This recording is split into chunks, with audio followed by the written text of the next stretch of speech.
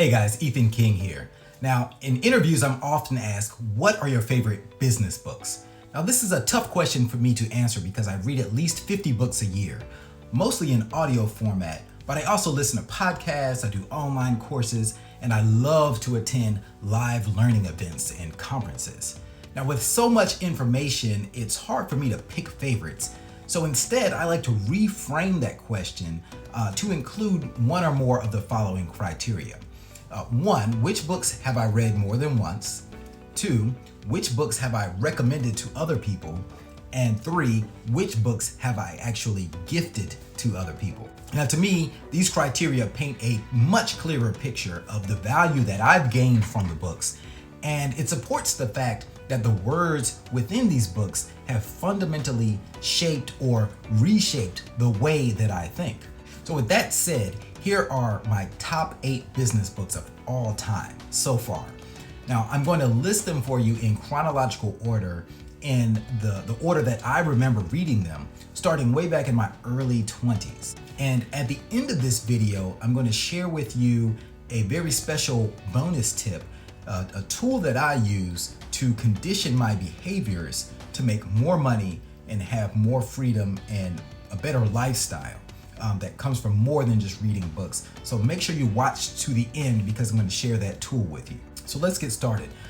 Book number 8 is called The Spirituality of Success, Getting Rich with Integrity by Vincent Roazzi.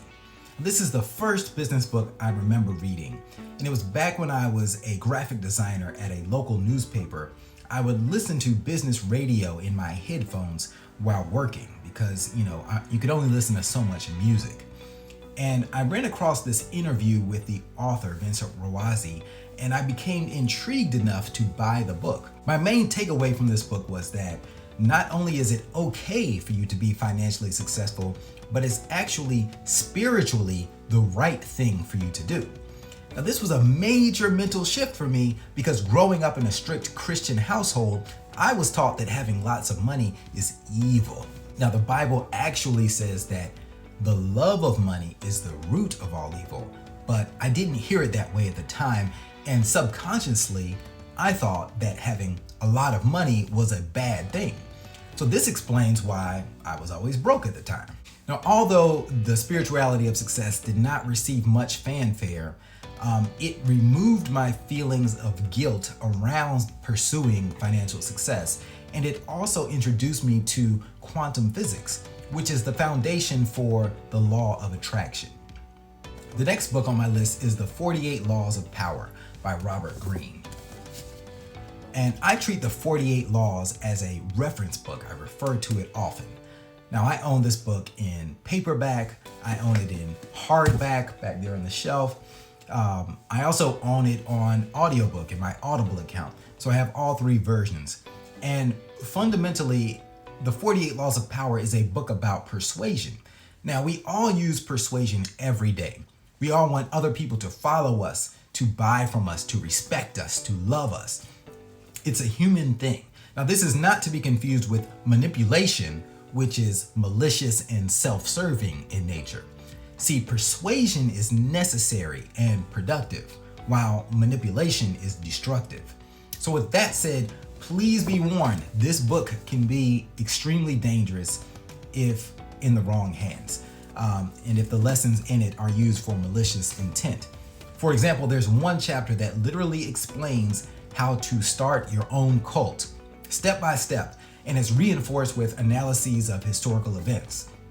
Now, I believe that this same knowledge can and should be used for good, and that's to create, for example, a positive company culture where the people believe in the company vision and do good deeds together and actually want to come to work.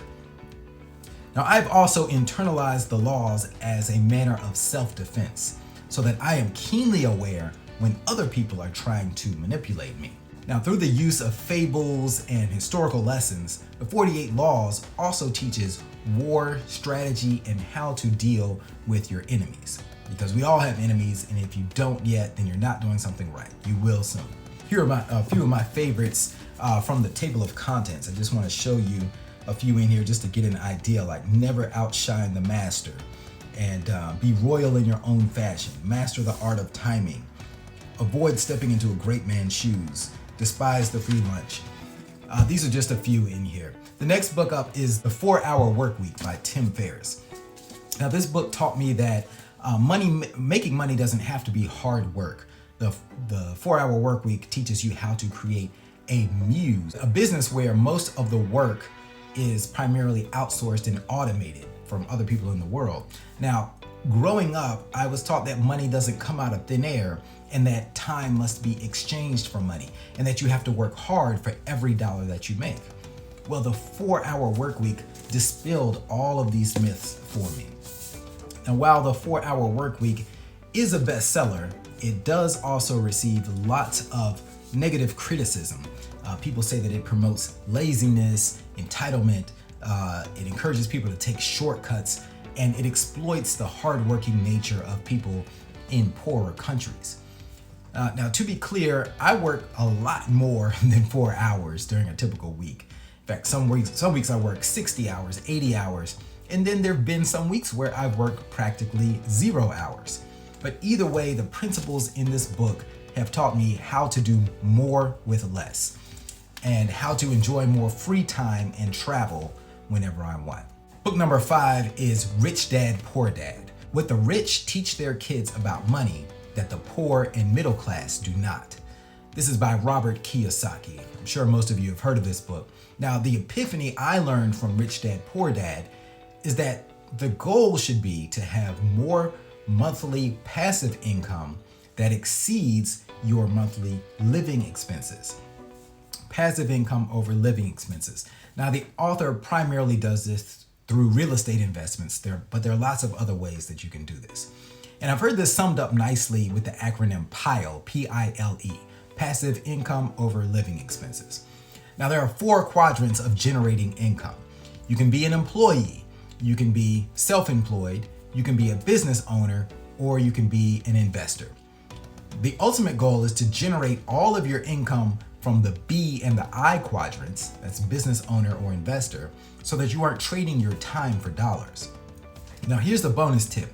I also purchased Kiyosaki's Cash Flow 101 board game, and I periodically play the game with one of my mastermind groups. Now, this board game helps condition your mind to think in the way that the book teaches.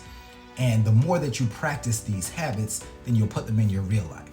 So that's it for this post. This is to be continued. In my next post, I will continue this list and discuss the last 4 books from my top 8. And I want to hear in the comments, what are some books that you have read that have reshaped your thinking, that you've let other people borrow or that you've reread? Please let me know in the comments and subscribe below.